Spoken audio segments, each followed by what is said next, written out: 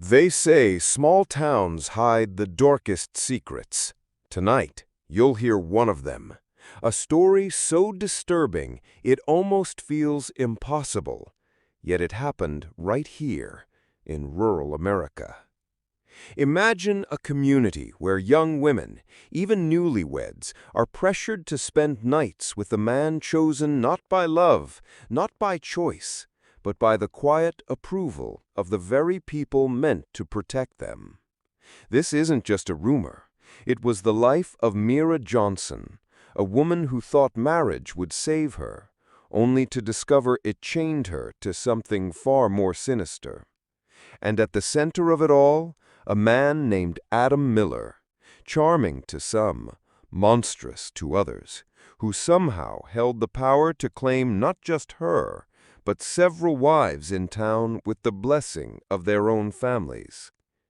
How does a nightmare like that exist in a country like ours? And more importantly, why did no one stop it? The truth begins on a warm autumn evening in Crestwood, a town you won't find on any tourist map. The streets were quiet, the air smelled of wood smoke, and the church bells echoed like they always did on Sunday nights. It seemed ordinary, almost too ordinary. But behind the closed doors of one farmhouse, Mira's life was about to change forever. Mira was young, hopeful, and finally in love.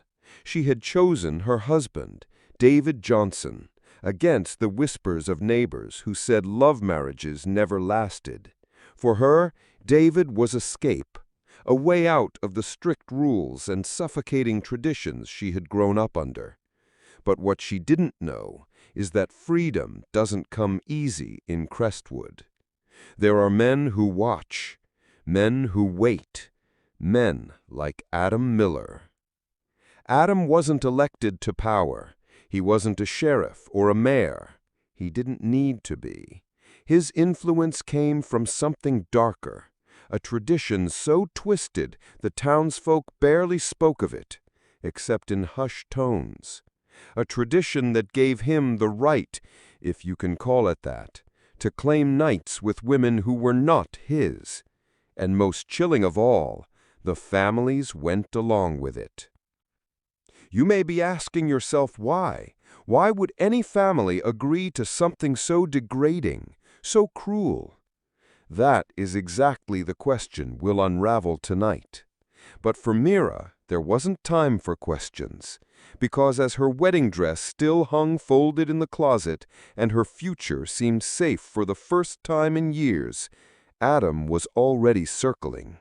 He had set his eyes on her, and in Crestwood, when Adam wanted something, no one dared say no. Tonight, you will step into her story.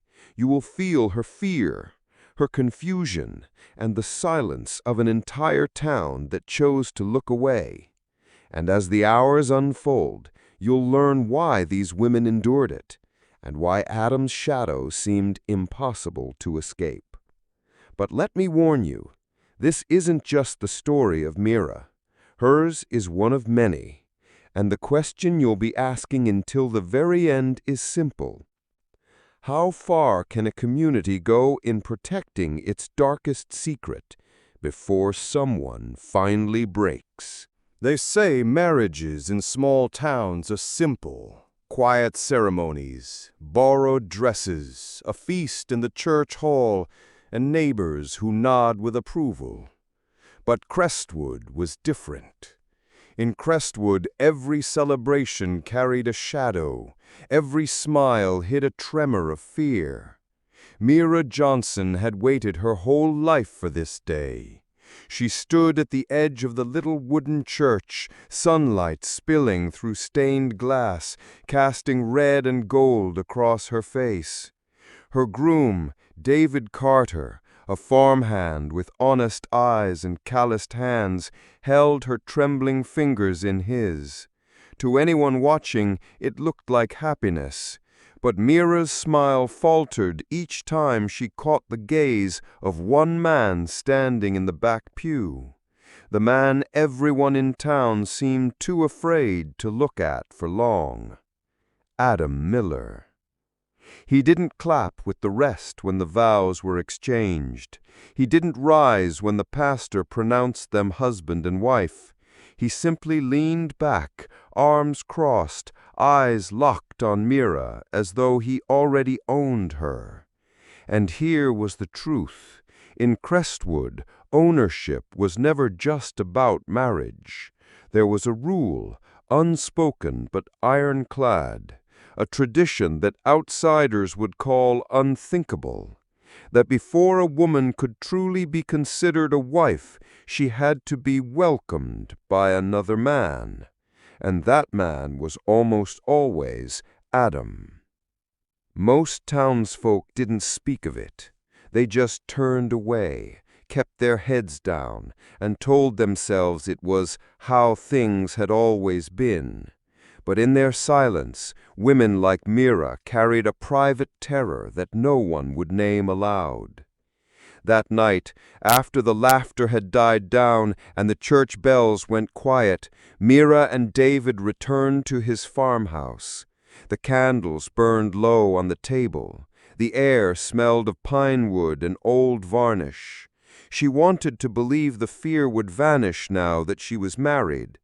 David kissed her knuckles, whispered promises of a better life, and for a moment she almost believed it. But then, the knock. It wasn't loud, but steady. 3 raps against the door, each one heavier than the last. David froze, his hand still on hers. Mira's chest tightened as if her lungs had suddenly shrunk. Slowly, David rose, walking toward the door. When it opened, Adam Miller stood on the porch. His frame filled the doorway, his shadow spilling across the floorboards like a stain. He said nothing at first, just let the silence drag until it choked the room. Finally, he smiled. "Evening, David. Evening, Mira. Thought I'd drop by to welcome the bride." The words carried no warmth, only ownership. David shifted uncomfortably, his jaw tightening. He muttered something about it being late, but Adam ignored him. His eyes never left Mira. The room seemed to shrink around her. She could feel the weight of the town pressing in, as though every neighbor who had smiled at her wedding knew this moment would come and chose to look the other way. And in that silence, she remembered whispers from other women, warnings never spoken too loudly, only shared in hurried glances, in voices trembling over church bake sales, or whispered near the well. The same story, told over and over. If Adam chooses you, there's nothing your husband can do. The town won't protect you. Nobody ever does. Mira's heart pounded so loudly she thought Adam might hear it. David finally shut the door, his voice shaking as he told Adam they needed rest. Adam didn't argue. He just stepped back, gave a slow nod, and whispered, almost sweetly, "Tomorrow, then." And with that, he turned, boots crunching on gravel, leaving behind a silence that was far heavier than his presence. But Mira knew what tomorrow meant, and for the first time since the wedding bells had rung, she wished the day had never come. The night after Adam's visit, the air inside that farmhouse felt colder than the November winds outside. David tried to reassure his wife, whispering that Adam was bluffing, that nothing would happen. But deep down, both of them knew Adam never bluffed. In this small town, when Adam wanted something, he got it. By morning, whispers had already begun. Neighbors walking past the farmhouse offered knowing looks, some pity, some almost approval. Mira, now called Clara in this retelling, felt every stare cut into her skin like knives. At the local store, two older women spoke in hushed tones, just loud enough for her to hear. It's the way things have always been. Best she not fight it. The words made her stomach twist. What way? What tradition? Clara had grown up in this town, but she had never heard of such a thing. Or maybe she had. Maybe in the stories her grandmother told late at night. Stories of men claiming rights they were never given. Stories everyone treated as folklore. But now those whispers had a face, Adam Miller's. That evening, as David tried to mend a broken fence outside, Clara sat alone at the kitchen table, her hands trembling. The sound of boots crunching on gravel froze her blood. She rushed to the window, and there he was, Adam, again, standing in the dusk, staring up at the house. He didn't knock this time. He didn't need to. He just stood there, silent, his breath fogging the air. A promise. David came inside, his face pale. He had heard the stories too. "Clara," he said softly, voice cracking, "they say it's a tradition, that the first night sometimes isn't the husband's, that the man chosen by the community." His words trailed off, as though speaking them out loud gave them more power. Clara's chest tightened. "That's insane," she snapped, her voice trembling more from fear than anger. "That's not a tradition, that's—" She stopped herself, the word too heavy to speak. Violation. That's what it was.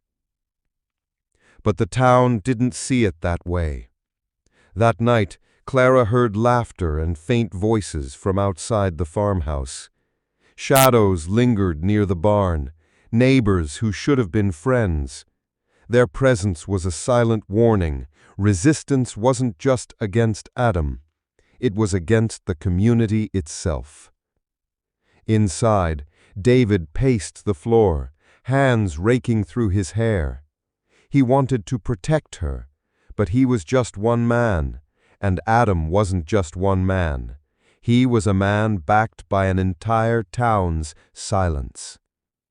Then came the moment that would haunt Clara forever. Another knock at the door, firmer this time. David froze in place, looking at her with eyes filled with helplessness. Clara whispered, "Don't answer."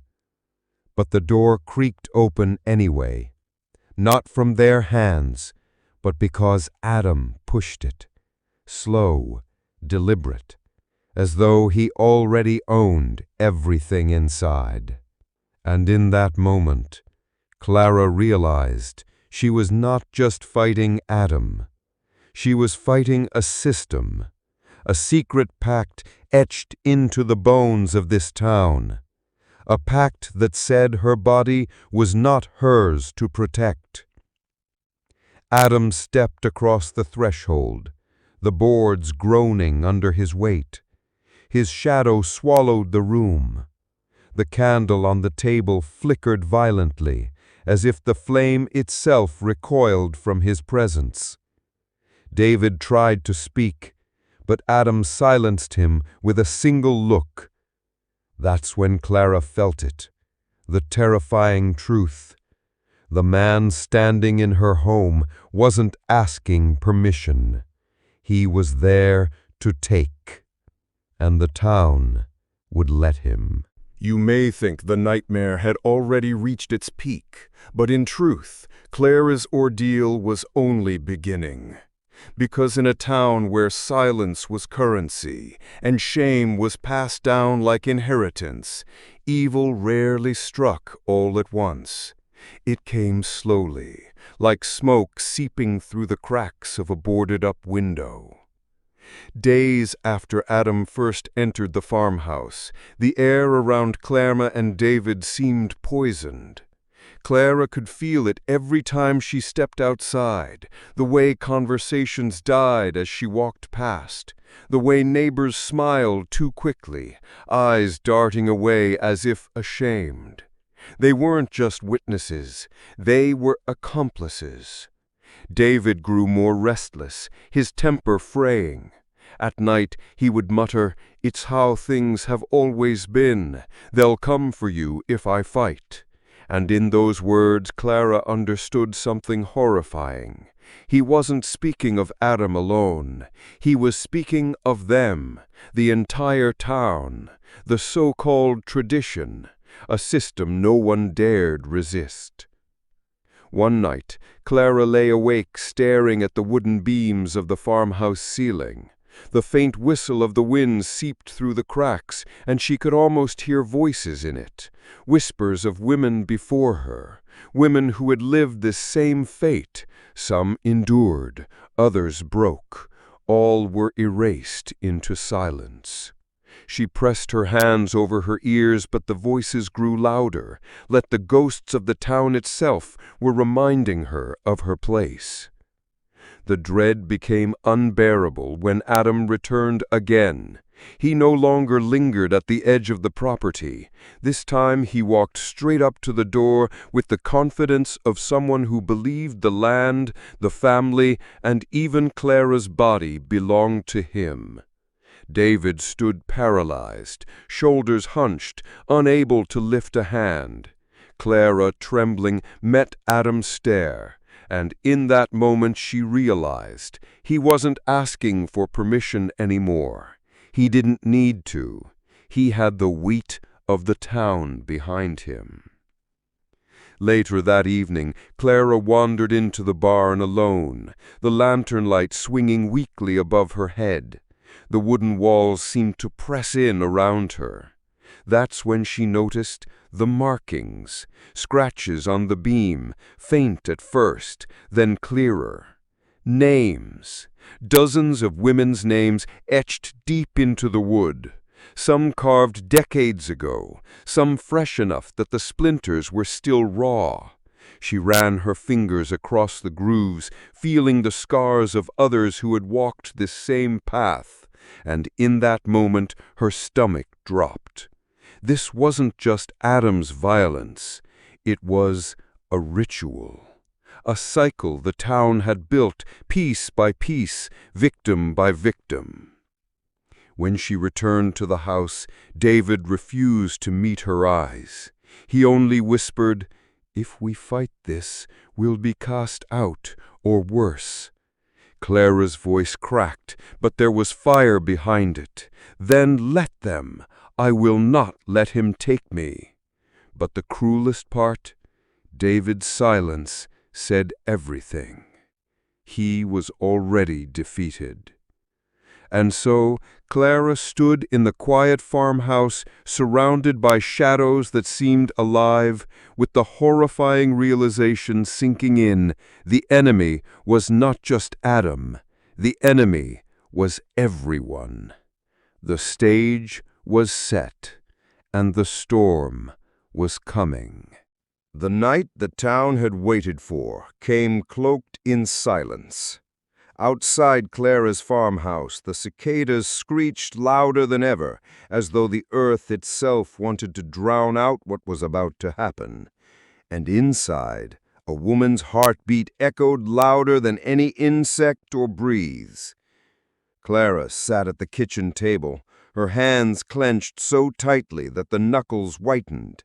Her lantern cast a circle of light, but every corner of the room seemed to breathe darkness. The door creaked open. No knock, no hesitation. Adam stepped inside as if the house belonged to him. His boots left dusty prints on the worn wooden floorboards, each step deliberate, heavy, unchallenged. He looked at Clara as though she were already his. David trailed behind him, shoulders slumped, eyes down, like a shadow who had long given up resisting. Imagine this. The man you vowed to love cannot even look at you. The man standing in front of you, uninvited, believes you are his by birthright. And outside, your neighbors, your supposed community, they have already decided your fate. You've been chosen. Adam leaned against the kitchen table, close enough for Clara to feel his breath. "No need to make this harder than it has to be," he whispered, his voice calm but cruel, like a blade wrapped in velvet. Clara's throat tightened. Every instinct screamed at her to run. But where? The town had already written her role. Yet something inside her cracked open, something fierce, something ancient. She pushed back from the table and stood tall, her voice trembling, but loud enough to shake the quiet. "You think this is tradition, but this is nothing but theft." Adam's smile faltered. For the first time his eyes narrowed, as if he hadn't expected fire from her. David stirred, raising his head slightly, torn between shame and fear. But before Clara could take another step, there was a knock. No, not a knock, a pounding. 3 sharp raps on the door, too fast, too heavy. Adam's head turned. The pounding came again, and this time the voices followed. Low murmurs of men, perhaps 3 or 4, standing outside, their shadows stretching through the curtains. And here's the truth that makes your skin crawl. The village wasn't waiting for Adam alone. This wasn't one man's hunger. This was the will of many. The whole town was complicit, and now they had come to collect. Adam's smirk returned, and he stepped toward the door, opening it slightly. Lantern light spilled across weathered faces outside, men who'd spent their lives cloaked in respectability, farmers, shopkeepers, even the preacher's brother. They weren't ashamed, they weren't afraid, they were there for what they believed was theirs. Clara's chest heaved, her mind spinning. This wasn't about her alone, it never had been. She remembered the names scratched into the barn beams, each one a woman silenced by the same ritual. Now she knew, if she stayed silent, she would become another name in the wood. She grabbed the lantern, her fingers trembling. The glass felt fragile, but it was something, her only weapon, her only light. The men at the door leaned closer, expectant. Adam gestured toward Clara with an open palm, as though presenting livestock. "She's ready." But Clara's hand moved faster. The lantern slipped, shattered against the wooden floor, and flames leapt upward in a roar. The kitchen lit with wild firelight, shadows twisting across the walls, men's faces suddenly panicked. It was no longer a choice between surrender or silence. It was survival. Clara had set the night ablaze, not just for herself, but for every woman whose name was etched in that barn. And in the fire's glow, the tradition that had thrived in whispers and shadows faced its reckoning. The smoke rose. Men shouted, and Adam's voice cut through, cursing her name. But Clara's eyes didn't blink. She had found her weapon. She had found her voice, and the town would never forget it.